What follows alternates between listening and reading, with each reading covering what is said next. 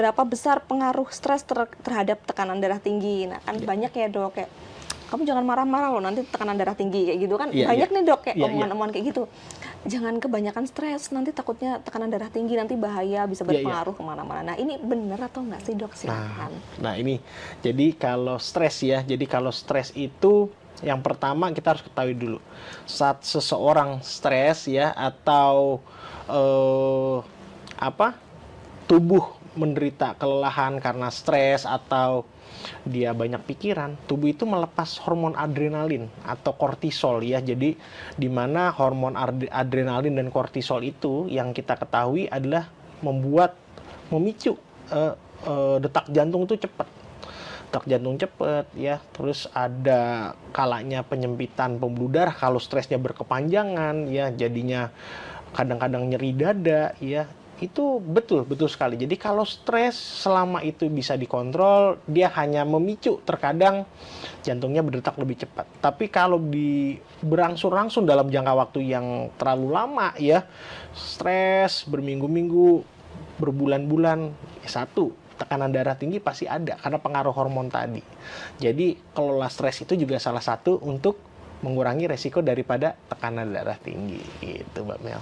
Baik dokter, jadi tetap harus dikelola nih ya dok ya stresnya. Jangan sampai juga tiba-tiba loh kok tekanan darah tinggi udah sampai 200 atau lebih, ini kan bahaya banget ya dok. Betul Mbak Mel. Nah dok, lanjut lagi nih dok, apakah hipertensi selalu menunjukkan gejala? Jika tidak, bagaimana cara mengetahui seseorang terkena hipertensi ini? Silahkan. Nah yang pertama bagus nih, bagaimana sih kita men-screening ya, atau kita tahu nih kita menderita hipertensi atau belum ya. Jadi pertama kita harus menyadari ya.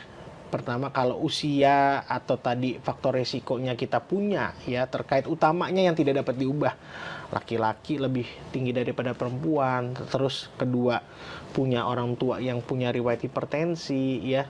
Lalu ketiga, atau punya sakit-sakit lain, kita harus sering mengkontrol tekanan darah, melakukan medical check up ya, atau dengan kita kan gampang sekarang ya, apa-apa serba online, beli alat tensi yang mudah, walaupun kita bukan tenaga medis, kita ukur secara teratur ya.